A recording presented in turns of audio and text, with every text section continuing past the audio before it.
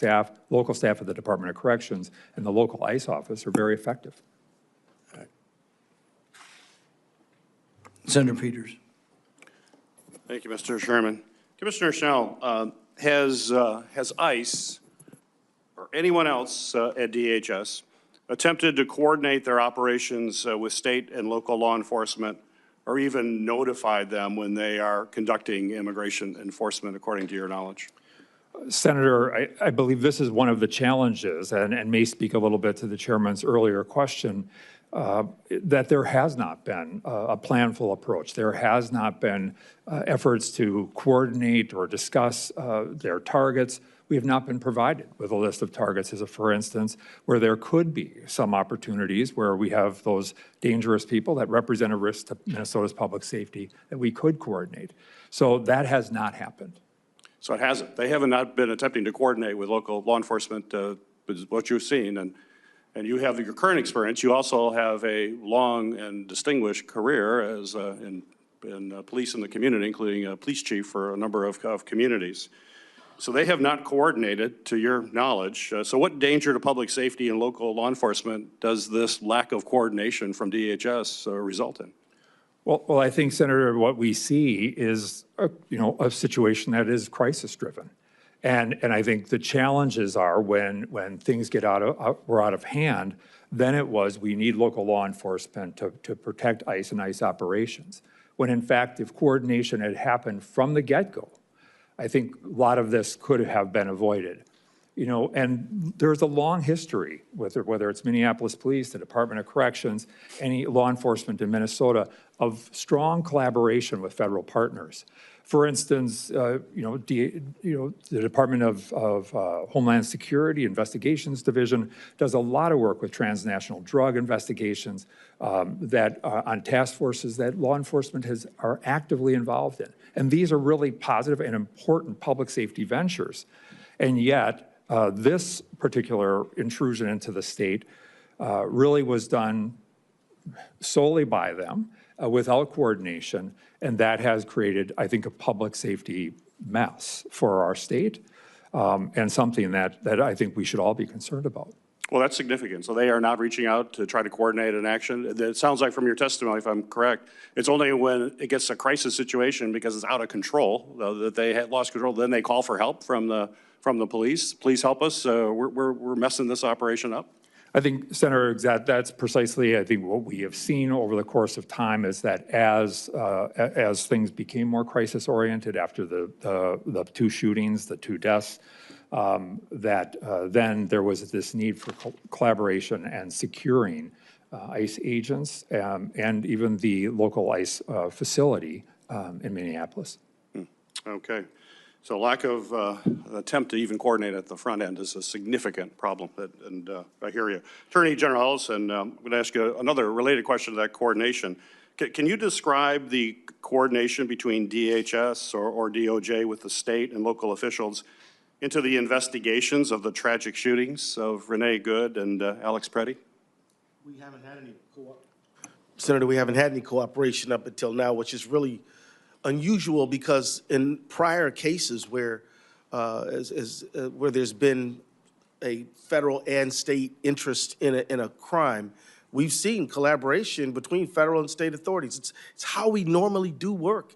It's not unusual at all. And in fact, this situation, when we were told you can't have access to the evidence, to the crime scene, that was highly unusual and surprising to us. And so we're hoping that we can gain cooperation, perhaps in the Pretti matter, but we've been advised that the Good matter is the feds are not investigating it, and we still haven't received any access to the evidence that is involved in that case. So it's an unusual, strange situation, but we're with good faith, hoping that things will change. So that's important. You're saying in the past they've worked with you or other folks. Yeah. But in these two cases, they're stonewalling you? That's a yes. That's a yes. Wow. Well, Commissioner Schnell, as a former local police chief, as I mentioned earlier, is cutting out law enforcement, cutting out local law enforcement a common and effective way to actually conduct an investigation? Senator, no, I think, the operations, as the Attorney General pointed out, of close collaboration and sharing of evidence. And we saw that in rather significant cases where there was both a local investigation and prosecution, as well as a federal investigation and prosecution in other cases. So, I think as we look at the public safety of Minnesota, the public safety of our country, collaboration between law enforcement and focused and targeted enforcement on issues of critical importance, whether that's human trafficking or large-scale drug interdictions, these things need to continue, and we need to get back on track for those matters. And I think that's where success can happen. That's where success has happened in collaboration, but that's not what's happening currently as we see in Minneapolis and Minnesota. Okay. So the next question is to both of you. This administration has basically demanded that Minnesota state and local agencies use their extremely limited resources to basically subsidize DHS operations, is what we're hearing. Now, this is despite DHS receiving well over $100 billion from the Republican spending bill to conduct the kinds of operations we're seeing on these streets.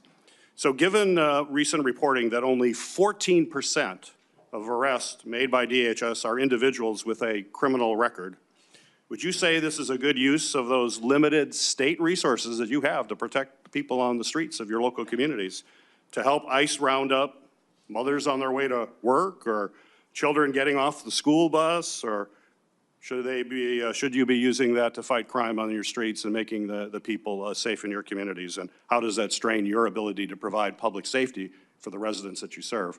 Attorney General Ellis, you want to take the first stab? Yeah, well, Senator, look, crime in Minnesota and in Minneapolis has been going down. We're grateful for that, but we still need every resource we can to protect public safety. And the fact is, resources are very limited. I think that given the proper circumstances, legal cooperation makes sense, but we simply don't have the state budget to be deputized to carry out functions that are reserved constitutionally to the federal government. That's their business. We have our business, and where we can work together, that's a good idea, but we simply cannot just convert our resources over to the federal government. So. Senator, I simply can't imagine how many dollars have been spent in Operation Metro Surge. It's staggering. The cost of human life, as well as just the actual financial resources, is hard to even imagine, especially when we look at the numbers that we're talking about. When we look at what is happening operationally, it becomes hard to understand. And certainly taking resources away from the local community would be contrary to public safety in our state. And I think it's also important to say that, we didn't ask for this level of assistance. I think we have seen crime go down in our state, and this